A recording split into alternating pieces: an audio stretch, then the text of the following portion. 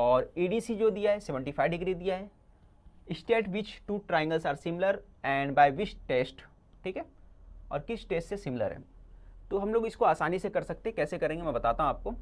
तो सबसे पहले मैं ले लेता हूँ 2 ट्राइंगल जो दिया है। एक ट्राइंगल मैं छोटा वाला ले लेता हूँ, आपका छोटू वाला ट्राइंगल जो अपना, ये अपना छोटुआ बबुआ है ना, ये छोटुआ बबुआ को हमने ले लिया। और दूसरा वाला जो बड़ा वाला दिख रहा है, बड़का ट्राइंगल बहुत बड़ा वाला, ठीक है, वो पूरा ले लिया हमने। अब इसको नाम दे दो अपने हिसाब से, है ना, जैसे भी लो। कैसे लिखोगे, इन लिख दो, इन ट्राइंगल। छोटा वाला स्टार्ट करते, तो छोटा वाला अगर मुझे लेना है, या चलो बड़ा वाला ले लेता हूँ, पहले बड़ा दिख रहा है ना, यहाँ से ABC ले लेता हूँ। क्या लिखा मैंने, ABC एंड हो गया ABC, ABCD, ABC के बाद यहाँ पे ले लो आप, क्या लोगे, DEC ले लो। आपने ले लिया DEC, ट्राइंगल DEC, ठीक है।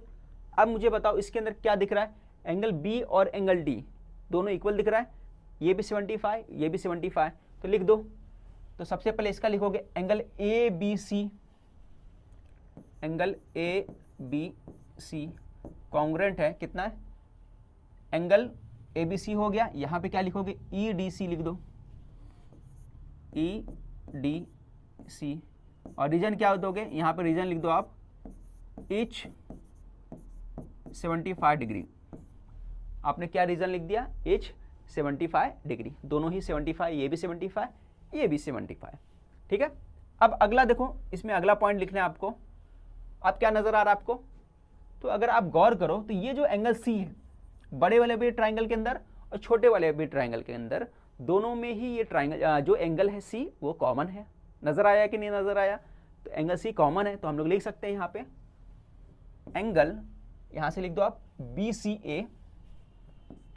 BCA कॉन्ग्रेंट टू, इसका BCA लिख दिए, यहाँ पे लिख दो ECD, यहाँ लिख दिया आपने ECD।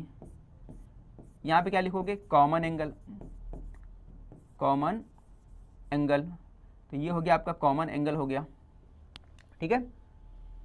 अब देखो 2 एंगल क्या हो गए, अपना कॉन्ग्रेंट हो गया। अब 2 एंगल कॉन्ग्रेंट होता है तो क्या हो जाता है, एंगल एंगल टेस्ट के बेस पर दोनों ट्राइंगल सिमिलर हो जाता है, ठीक है। तो बस जैसे ये हुआ तो आपने लिखा दोनों ट्राइंगल क्या हो गया, सिमिलर हो गया, है ना। तो आप क्या लिखोगे यहाँ, by angle angle test of similarity, angle angle test of similarity के बेस पे क्या हो जाएगा, पहला जो ट्राइंगल क्या नाम है, ट्राइंगल ABC सिमिलर हो जाएगा ABC।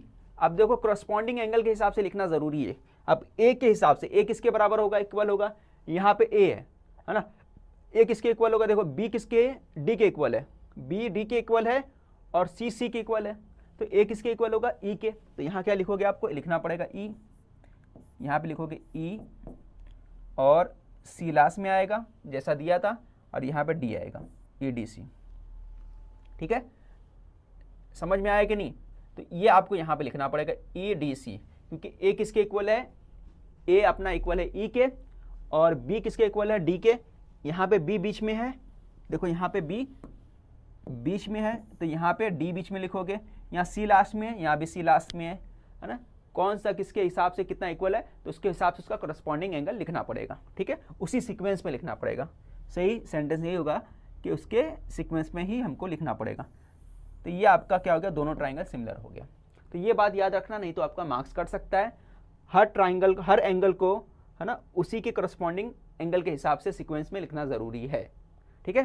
तो आगे बढ़ते हैं अगले क्वेश्चन की तरफ।